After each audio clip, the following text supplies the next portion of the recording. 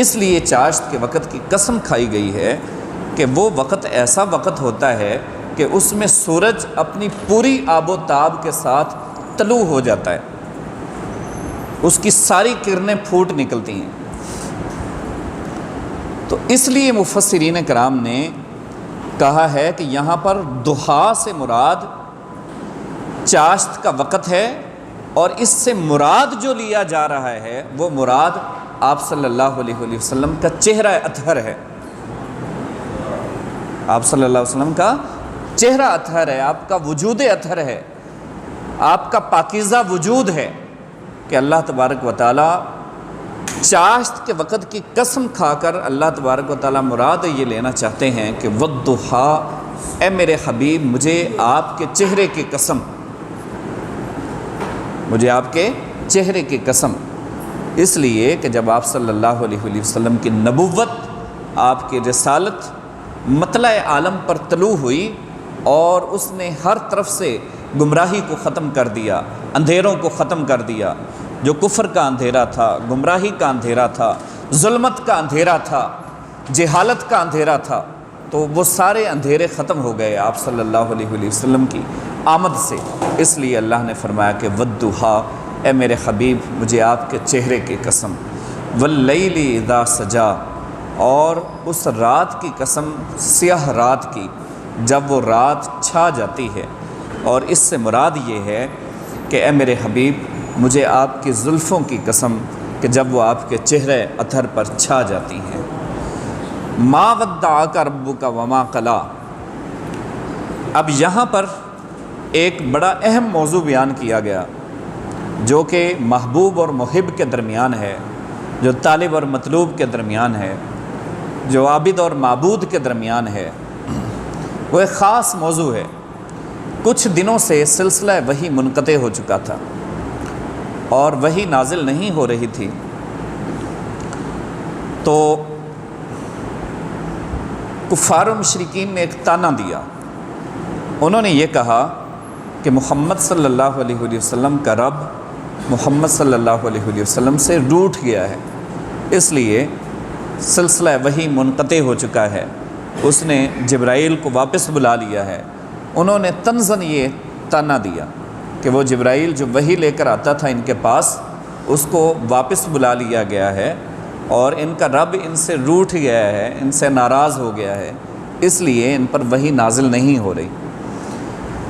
تو الغرض اب یہ تو ایک راز تھا نا اللہ کے درمیان اور اس کے حبیب کے درمیان کہ وحی کیوں نہیں نازل ہو رہی، سلسلہ وحی کیوں منقطع کیا گیا۔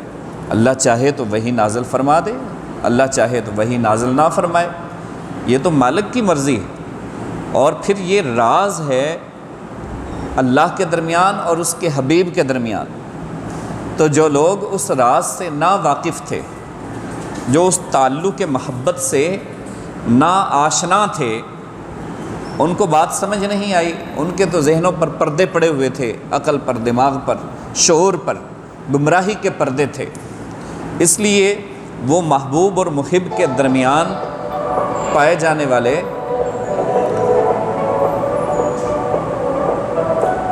اس راز کو وہ نہیں سمجھ سکے، تو انہوں نے یہ طعنہ دیا، وہ راز کو نہ سمجھ سکے۔ مولانا روم رحمۃ اللہ تعالی علیہ فرماتے ہیں سر دل بے دل چے دانند، دلوں کے راز تو دل والے ہی جانتے ہیں، بے دل کیا جانے کہ دل والوں کے راز کیا ہوا کرتے ہیں۔ تو اس لیے ان کو اس بات کی خبر نہیں تھی۔ انہوں نے کہا کہ محمد صلی اللہ علیہ وسلم کا رب ان سے روٹھ گیا ہے، اس لیے سلسلہ وحی منقطع ہو چکا ہے۔ تو اللہ تعالیٰ نے یہاں پر پھر وحی نازل فرمائی کہ ما ودعک ربک وما قلی، اے میرے حبیب صلی اللہ علیہ وسلم یہ کافر جھوٹ بولتے ہیں، یہ کافر جھوٹ بولتے ہیں، یہ میرے اور آپ کے تعلق محبت سے نا آشنا ہیں، ان کو خبر نہیں ہے۔ ما ودعک ربک وما قلی، نہ تو آپ کے پروردگار نے آپ کو چھوڑا ہے اور نہ ہی آپ کا پروردگار آپ سے ناراض ہوا ہے۔ میں آپ سے خوش بھی ہوں اور آپ کو چھوڑا بھی نہیں ہے۔ یہ جھوٹ بولتے ہیں کافر، یہ تانا دیتے ہیں۔ ان کو کیا پتہ، ان کو اس بات کی خبر نہیں ہے کہ کوئی ہے اور ایسا دنیا میں جو آپ کو چھوڑ کر اپنائے جانے کے لائق ہو، کوئی ہے ایسا اور جو آپ جیسا ہو۔ تو اس لیے ما ودعک ربک وما قلی۔ پھر اس کے بعد فرمایا وللآخرۃ خیر لک من الاولی۔ اے میرے حبیب صلی اللہ علیہ وسلم، آپ کی زندگی کا ہر آنے والا لمحہ وہ پہلے لمحے سے بہتر ہوگا۔ جو بھی آپ کی زندگی کا سٹیپ ہے نبوت کے اعتبار سے، رسالت کے اعتبار سے، وہ ہر آنے والا مرحلہ پہلے مرحلے سے بہتر ہوگا۔ اس میں آپ کے درجات اور بلند کر دیے جائیں گے، اس پر آپ پر رحمتوں کا نزول اور زیادہ کر دیا جائے گا۔ جیسے جیسے اللہ کی طرف سے انعامات کی بارش ہوتی ہے اور دشمن حسد کرتا ہے، تو ویسے ویسے اللہ تعالیٰ اور زیادہ انعامات نازل فرماتا ہے۔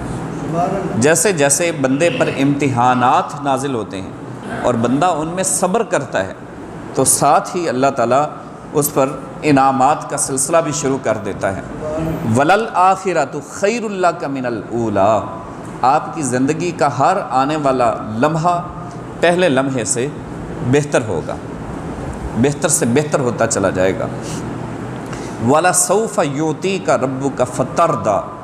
کتنا بہتر ہوگا، میں آپ پر انعامات کی ایسی بارش کر دوں گا، اتنی بارش کر دوں گا کہ آپ کا دامن اپنے انعامات سے میں بھر دوں گا، اور اتنے انعامات نازل کروں گا کہ اے میرے حبیب آپ خوش ہو جائیں گے، اے میرے حبیب آپ خوش ہو جائیں گے۔ آپ سنٹنس دیکھیے، قرآن کا جملہ دیکھیے، کس قدر وہ فصاحت و بلاغت پر مبنی ہے، کس قدر وہ ادبی ذوق پر مبنی ہے۔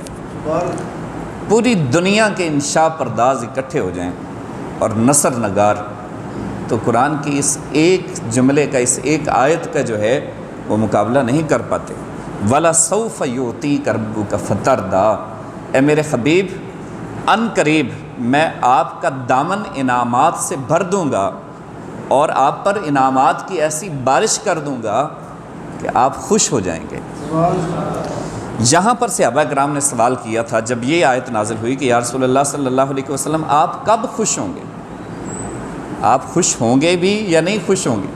آپ صلی اللہ علیہ وسلم نے فرمایا ہاں میں خوش ہوں گا، لیکن تب تک نہیں خوش ہوں گا جب تک کہ میرا ایک امتی بھی جہنم میں رہ گیا۔ جب تک ساری کی ساری امت جنت میں داخل نہ کر دی جائے تب تک میں خوش نہیں ہوں گا۔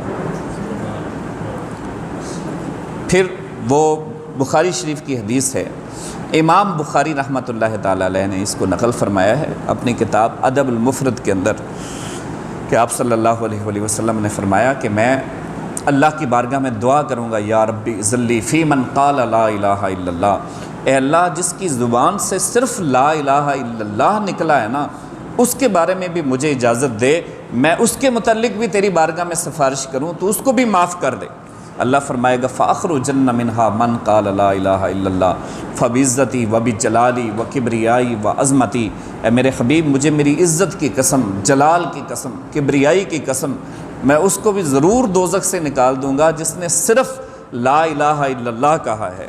اس وجہ سے نہیں نکالوں گا کہ اس نے کوئی بہت بڑی نیکیوں کے انبار لگا دیے ہیں، اس نے جو ہے وہ صدقات و خیرات کے انبار لگا دیے ہیں، یا اس کی زندگی جو ہے وہ نیکیوں پر مبنی ہے، نہیں، بس آپ کی زبان اقدس سے نکل گیا ہے کہ اس کو معاف کر دے۔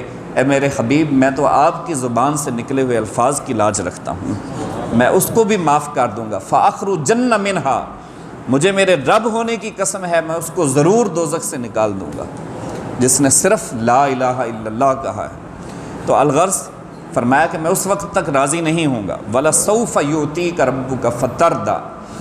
یہ اللہ کی چاہت ہے کہ اللہ آپ صلی اللہ علیہ وسلم کو خوش کرنا چاہتا ہے کہ آپ کا مرتبہ حبیب کا مرتبہ ہے، آپ کا مرتبہ محبوب کا مرتبہ ہے۔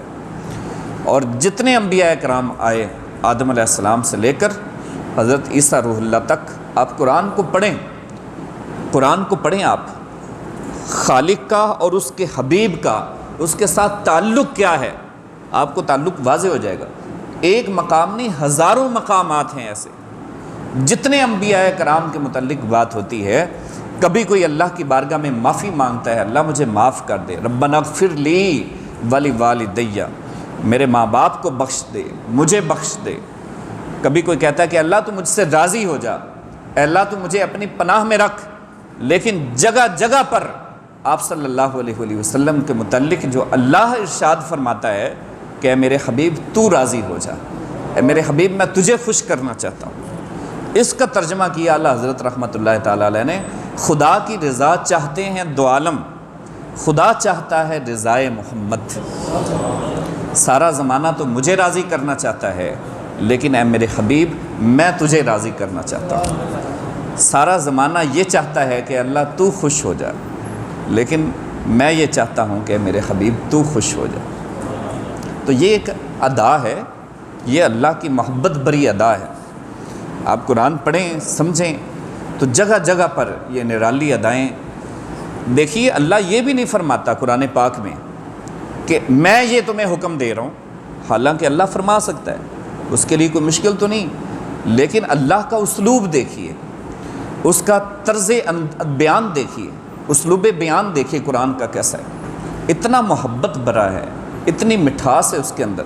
اللہ یہ نہیں کہتا کہ میں نے حکم دیا، ابراہیم کے رب نے حکم دیا، نہیں، اللہ فرماتا وَإِذْ قَالَ رَبُّكَ، اے میرے حبیب آپ اس وقت کو یاد کریں جب آپ کے پروردگار نے کہا، وَإِذْ قَالَ رَبُّكَ، جب آپ کے پروردگار نے کہا۔ اللہ یہ نہیں کہتا کہ میں ایک ہوں، اللہ کہتا ہے قل، اے حبیب آپ کہو هُوَ اللَّهُ أَحَدٌ، کہ اللہ ایک ہے۔ ڈائریکٹ اگر مجھے ماننے والے تو لاکھوں پھرتے ہیں، شیطان بھی اللہ کو ایک مانتا ہے، ڈائریکٹ ماننے والے تو ہزاروں لاکھوں پھرتے ہیں، ان کو میں نہیں مانتا، میں اس کو مانتا ہوں جو آپ کی زبان کو وسیلہ بنا کر مجھ تک پہنچے گا۔ قل، اس لیے آپ کہیں کہ اللہ ایک ہے، جو آپ کو مان کر پھر مجھے مانے گا تو میں بھی اس کے دین اور ایمان کو مانوں گا، بصورت دیگر وہ ایکسیپٹ نہیں ہے۔ وَلَلْآخِرَةُ خَيْرٌ لَكَ مِنَ الْأُولَىٰ وَلَسَوْفَ يُعْطِيكَ رَبُّكَ فَتَرْضَىٰ أَلَمْ يَجِدْكَ يَتِيمًا فَآوَىٰ۔ اب وہ پہلو آیا ہے جس پر ہماری گفتگو چل رہی تھی۔ اے حبیب صلی اللہ علیہ وسلم، کیا ہم نے آپ کو یتیم نہیں پایا؟ یہاں یتیم کے بھی بہت سارے معنی مفسرین نے بیان کیے ہیں۔ یتیم سے مراد کچھ نے تو کہا کہ در یتیم ہے، اور ایک خاص موتی ہوتا ہے جس پر جو ہے وہ خاص قسم کی جو ہے وہ اللہ کی رحمت نازل ہوتی ہے۔ اور اگر ظاہری معنی بھی مراد لیے جائیں تو آپ صلی اللہ علیہ وسلم کا زمانہ وہ آزمائش کا زمانہ تھا، ابھی آپ کا بچپن تھا کہ آپ پر آزمائشوں کا سلسلہ شروع ہو گیا تھا۔ الم یجد کا یتیمن، اے میرے حبیب آپ یتیم تھے، ابھی آپ رحم مدر میں تھے کہ آپ کے جو ہے والد گرامی کا سایہ آپ کے سر سے اٹھ چکا تھا، ابھی آپ کا بچپن تھا کہ آپ کی والدہ محترمہ دنیا سے رخصت ہو چکی تھی، ابھی آپ کا لڑک پن تھا کہ آپ کے دادا جان عبد المطلب جو آپ کے مربی تھے، جو آپ کی پرورش کرنے والے تھے، اور بہت ساری محبتیں انہوں نے نپائیں، وہ بھی اس دنیا سے رخصت ہو گئے۔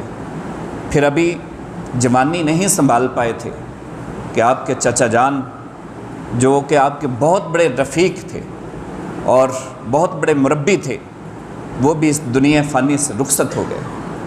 تنے تنہا ایک جان ہے، پورا معاشرہ بتوں کا پجاری ہے۔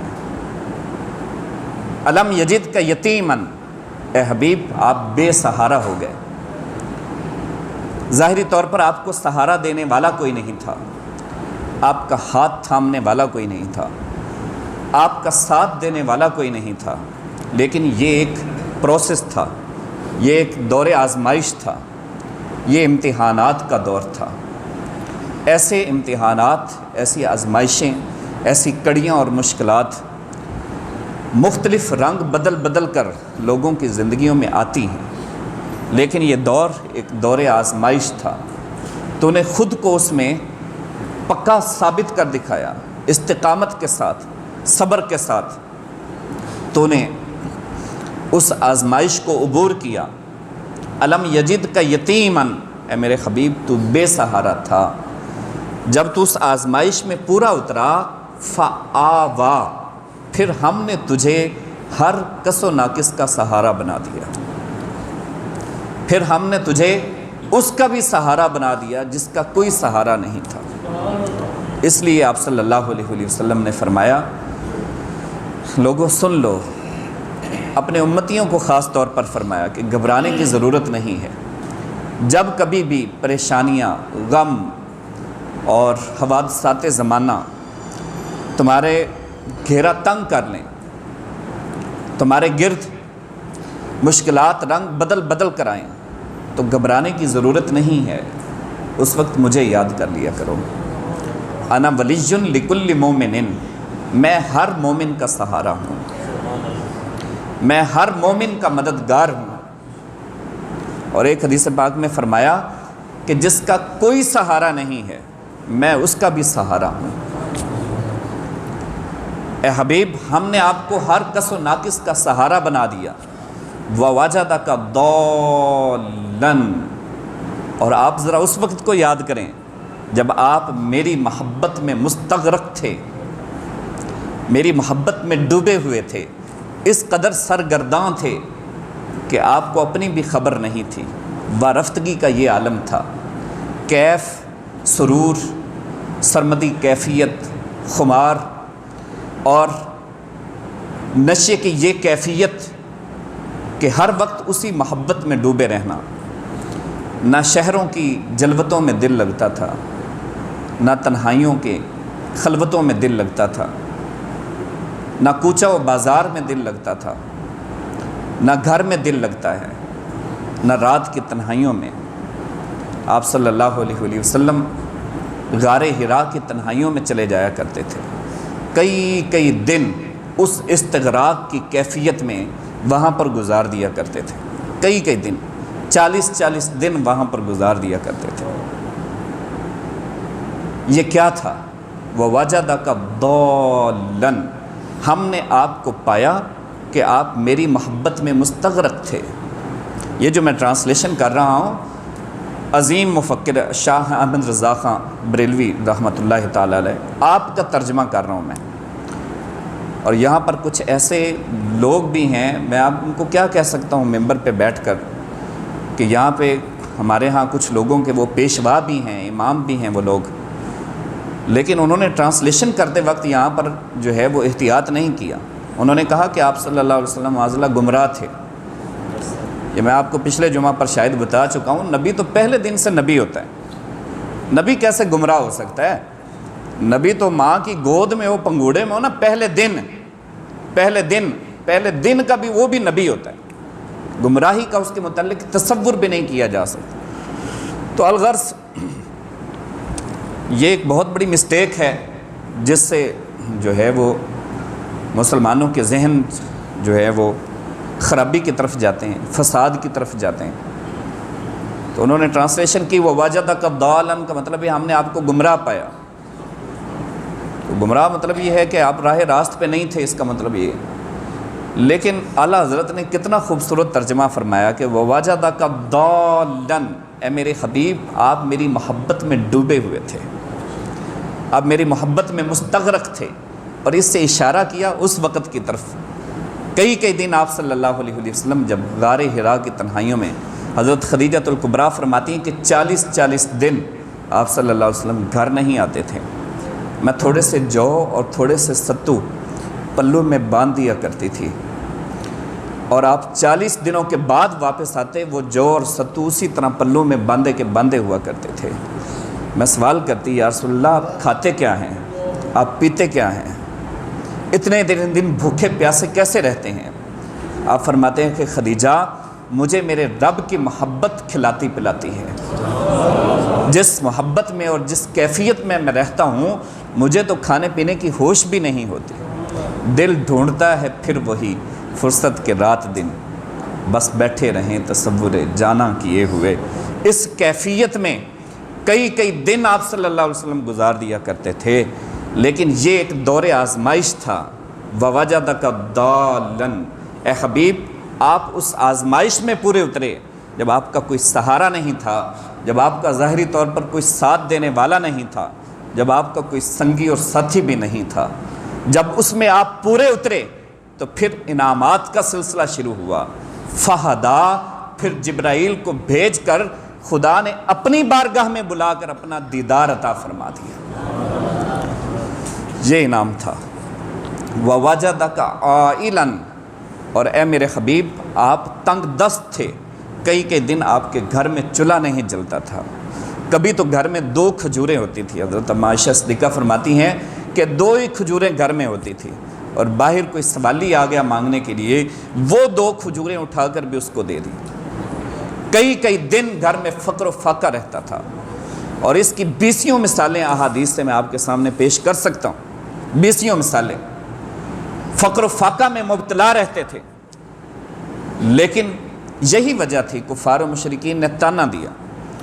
وہ آپ صلی اللہ علیہ وسلم کی نبوت اور رسالت پر تان و تشنیع کرتے تھے، لیکن وہ اس چیز کے منکر نہیں تھے کہ نبی نہیں آئے گا۔ وہ کہتے ہیں نبی آئے گا لیکن ہم امیروں میں کوئی نبی ہوگا، دولت مندوں میں نبی ہوگا۔ اور دولت کے نشے میں وہ بد دماغ ہو چکے تھے، وہ لوگ بھٹک چکے تھے، اور اس قدر ان کے ذہنوں پر دولت کا راج تھا اور اس کی رعونت تھی، اور ان کی عقل مغلوب ہو چکی تھی۔ انہوں نے آپ صلی اللہ علیہ وسلم کی نبوت اور رسالت پر تانا دیا، اور کہتے کہ اگر نبی آنا ہوتا تو اس جو ہے غریب فیملی میں سے کوئی نبی آتا، ہم امیروں میں سے جو ہم سردار ہیں ہم میں سے کوئی نبی آتا بن کر، تو آپ کی حرمت کا مذاق اڑایا۔ وَوَجَدَكَ عَائِلًا، کئی دن تک آپ کے گھر میں چولہا نہیں جلتا ہوتا تھا، آپ ظاہری طور پر تنگ دست رہتے تھے۔ حضرت اماں حلیمہ سعدیہ کی بکریاں چرا کر گزارا کرتے۔ پھر وہ وقت بھی آیا کہ جب حضرت خدیجۃ الکبریٰ کا سامان تجارت ملک شام لے جا کر اپنے گھر کا چولہا چلایا کرتے تھے، لیکن وہ ایک دور آزمائش تھا۔ جب وہ آزمائشوں کا دور گزرا، جب وہ مشکلات کا دور گزرا، تو پھر اگلا مرحلہ شروع ہوتا ہے۔ فرمایا فَأَغْنَا، پھر ہم نے آپ کو ایسا غنی کر دیا، ایسی غنا عطا کر دی کہ کائنات کے بڑے بڑے غنی بھی آپ کی دربار کے گدا بنا دیے گئے۔ کائنات کے جو ہے وہ غنی اور بڑے بڑے مالدار بھی وہ آپ کے دربار کے بھکاری بنا دیے گئے۔ وہ بھی جو ہے جھولی پھیلا کر کھڑے ہوتے ہیں کہ ہمیں یہاں پر جو ہے یہاں سے خیرات مل جائے۔ اور ہاں، جس کو ایک بار خیرات مل جاتی ہے زندگی بھر اس کو کسی کے سامنے ہاتھ پھیلانے کی حاجت بھی نہیں رہتی۔ کریم ایسا ملا جس کے کھلے ہیں ہاتھ اور بھرے خزانے، اس کے خزانے اتنے ہیں کہ انا آتینا کل کوثر کی سٹیمپ لگا دی ہے اللہ نے، کہ اگر زندگی بھر تا قیامت تک کے لیے محبوب تقسیم کرتا چلا جائے اور ساری کائنات مانگنے والی آ جائے تو پھر بھی محبوب کے خزانوں میں کمی واقع نہیں ہو سکتی۔ یا رسول اللہ آپ کہاں سے دیتے ہیں؟ یا رسول اللہ آپ کہاں سے خرچ کرتے ہیں اتنے خزانے؟ تو فرمایا واللہ یوتی وانما انا قاسم، اللہ نے مجھے قاسم بنا کر بھیجا ہے، اللہ عطا کرتا جاتا ہے، میں اس کو تقسیم کرتا چلا جاتا ہوں۔ واللہ یوتی وانما انا قاسم۔ ووجدک عائلا فاغنا، تو یہ مرحلہ جو ہے ایک آزمائش کا مرحلہ تھا، وہ گزر چکا۔ تو عزیز دوستو، یہ اللہ کی بارگاہ کی سنت ہے کہ اللہ تبارک و تعالیٰ جس کو بھی کچھ عطا کرنا چاہتا ہے پہلے اسے آزمائشوں سے دوچار کرتا ہے۔ پہلے مشکلات، مختلف امتحانات، آزمائشیں اس کی زندگی میں رنگ بدل کر آتی ہیں، اور جب انسان صبر اور استقامت کا مظاہرہ کرتا ہے تو پھر اللہ تبارک و تعالیٰ اپنی سنت کے مطابق اور اپنے وعدے کے مطابق اس کو انعامات بھی عطا فرماتا ہے۔ جس دانے کو کھانا ہو اس کو پہلے چکی میں پیسا جاتا ہے، جس کیاری کو خوبصورت بنانا ہو مالی کانٹا لے کر اس کی شاخوں کو کاٹا کرتے ہیں، اور جس پتھر کو ہیرا بنانا ہو پہلے زرگر اس کو تراشا کرتے ہیں۔ جس اینٹ کی آپ نے مٹی کی خوبصورت عمارت بنانی ہے، پہلے بھٹی میں رکھ کر اس کو اچھی طرح گرم کیا جاتا ہے، اچھی طرح تپایا جاتا ہے۔ تو یہ اللہ کی بارگاہ کی سنت ہے۔ جس کو وہ کچھ عطا کرنا چاہتا ہے، امامت عطا کرنا چاہتا ہے، قیادت عطا کرنا چاہتا ہے، رہبری اور رہنمائی کا فریضہ سر انجام دینا چاہتا ہے، جس سے وہ کوئی کام لینا چاہتا ہے، جس کو وہ اپنا مقرب بندہ بنانا چاہتا ہے، جس پر وہ اپنا خاص کرم کرنا چاہتا ہے، اپنی خاص عنایات اور اپنی خاص مہربانیاں کرنا چاہتا ہے، جس کو وہ اپنی بارگاہ میں اپنا محبوب بنانا چاہتا ہے، اسے پہلے آزمائشوں سے دوچار کرتا ہے۔ اس کی زندگی میں مختلف مراحل رنگ بدل بدل کر آتے ہیں، اور جب بندہ اس میں پورا اترتا ہے تو پھر رب ذوالجلال اپنے وعدے کے مطابق اپنی سنت پر عمل کر کے اس پر انعامات کا سلسلہ نازل فرماتا ہے۔ تو فرمایا وَوَجَدَكَ عَائِلًا فَأَغْنَىٰ، اے میرے حبیب وہ آپ کا دور آزمائش تھا جب آپ تنگ دست تھے، فَأَغْنَىٰ پھر ایسا غنی کر دیا کہ کائنات کے بڑے بڑے سلطان بھی آپ کے در کے گدا بنا دیے گئے۔ فَأَمَّا الْيَتِيمَ فَلَا تَقْهَرْ، جب یہ نعمت عطا کر دی جائے، جب اللہ کا کرم ہو جائے تم پر، اللہ کی مہربانیاں ہو جائیں، تو پھر سنو، یتیموں کا خیال رکھا کرو، یتیموں کا خیال رکھا کرو، کیونکہ تمہاری زندگی بھی ایسے مراحل سے تم گزر چکے ہو، تمہاری زندگی میں بھی آزمائشیں آ چکی ہیں، اس لیے اب جو لوگ اس ٹرائل میں سے گزر رہے ہیں ان کا خیال رکھنا تمہاری ذمہ داری ہے۔ اس لیے عمیق نظر اور گہری نظر رکھنی ہے کہ کون جو ہے وہ کس مصیبت سے دوچار ہے، مشکلات میں کون گھرا ہوا ہے، کس پر کون سے جو ہے وہ مصائب و آلام کے بار چل رہے ہیں، ان پر گہری نظر رکھنی ہے۔ وَأَمَّا الْيَتِيمَ فَلَا تَقْهَرْ، اور اگر کوئی ایسا یتیم تمہارے پاس آ جاتا ہے تو اس کو جھڑکنا نہیں ہے، اس پر جو ہے غصے نہیں ہونا۔ وَأَمَّا السَّائِلَ فَلَا تَنْهَرْ، اور اگر کوئی مجبوری کی کیفیت میں مشکل سے دوچار ہو کر اگر تم سے کوئی سوال کر بیٹھتا ہے تو اس کو جھڑکنا نہیں ہے۔ اگر آپ کے پاس کچھ نہیں ہے دینے کے لیے تو بڑی سنجیدگی کے ساتھ، عقل مندی اور شعور کے ساتھ اس کو جواب دیں، اس کو جھڑکے مت۔ وَأَمَّا السَّائِلَ فَلَا تَنْهَرْ وَأَمَّا بِنِعْمَةِ رَبِّكَ فَحَدِّثْ، اور یہ جو آپ کو نعمتیں ملی ہیں ان نعمتوں کا چرچا کیجیے کہ اللہ نے مجھے یہ نعمت دی ہے، اللہ نے مجھے یہ نعمت دی ہے۔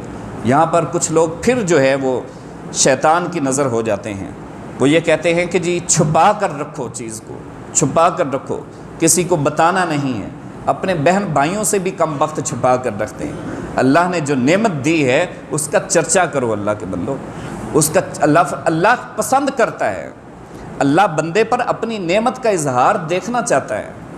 اللہ نے نعمت دی ہے تو خوبصورت لباس پہنو، اللہ نے دولت عطا کی ہے تو غرباء میں خرچ کرو، اللہ نے اولاد کی نعمت دی ہے تو عقیقہ کرو، شادی ہے تو ولیمہ کرو، بیٹا ہے تو عقیقہ کرو، بیٹی کے لیے ایک جان قربان کرو، بیٹے کے لیے 2 جانیں قربان کرو، نفلی جو ہے نوافل پڑھو، روزے رکھو۔ تو ہزارہا طریقے ہیں شکرانہ ادا کرنے کے، کہ جب تم سے لوگ پوچھیں کہ یہ تم جو چیریٹی کر رہے ہو، یہ صدقات و خیرات کر رہے ہو، یہ تم جو محفل کا انعقاد کر رہے ہو، یہ سب کچھ کیوں کر رہے ہو، ان کو بتایا جائے اس لیے کہ اللہ نے مجھے یہ نعمت عطا کی ہے، اللہ نے مجھے جو ہے وہ خوبصورت گھر عطا کیا ہے، مجھے کاروبار عطا کیا ہے۔ تو یہ سارے طریقے ہیں شکرانے ادا کرنے کے، تو چھپا کر نہیں رکھنا۔ جو چھپا کر رکھتا ہے اللہ اس کو ناپسند کرتا ہے۔ اللہ کی چاہت یہ ہے کہ جس بندے پر میں نے نعمت نازل کی ہے بندہ اس نعمت کا اظہار کرے، اور حدیث پاک میں آتا ہے کہ جب بندہ اظہار کرتا ہے اپنی نعمت کا اظہار دیکھ کر بندے پر اللہ خوش ہوتا ہے۔ اس لیے فرمایا وَأَمَّا بِنِعْمَةِ رَبِّكَ فَحَدِّثْ، لوگوں میں عام کر دو، مشہور کر دو، پھیلا دو اس بات کو کہ اللہ نے مجھے یہ نعمت دی، کیا ہو جانا ہے۔ بلکہ جو لوگ چھپانا چاہتے ہیں نا ان کے سامنے اور زیادہ جو ہے وہ شہرت کرو، تاکہ وہ جو توہم پرستی کا شکار ہو چکے ہیں اس سے وہ باز آ جائیں۔ تو عزیز دوستو، سیدنا ابراہیم خلیل اللہ علیہ السلام کی زندگی بھی اسی طرح قربانیوں سے دوچار ہوئی، اور اللہ نے ان کو فرمایا کہ میرے خلیل اسلم، میرے لیے قربانی دو، سر کو جھکا لو، تو انہوں نے کیا کہا؟ اسلمت لرب العالمین، اے اللہ میں نے تیری بارگاہ میں سر جھکا دیا ہے۔ تو اسلام نام ہی اس بات کا ہے کہ انسان خدا کی بارگاہ میں سرنڈر کر جائے کہ اللہ میں کچھ بھی نہیں ہوں، تو جس حال میں رکھے میں اسی حال میں خوش ہوں، جو جس بھی انداز میں مجھے رکھے میں اسی انداز میں خوش ہوں، جہاں تو راضی رہے وہاں پر میں راضی ہوں۔ یہ اصل قربانی کی روح ہے، یہ اصل قربانی کا کنسپٹ ہے کہ انسان اپنا جینا مرنا اٹھنا بیٹھنا اپنا طرز زندگی سب کچھ اللہ اور اس کے رسول کے احکامات کے تابع کر دے۔ اللہ تعالی ہمیں عمل کی توفیق عطا فرمائے۔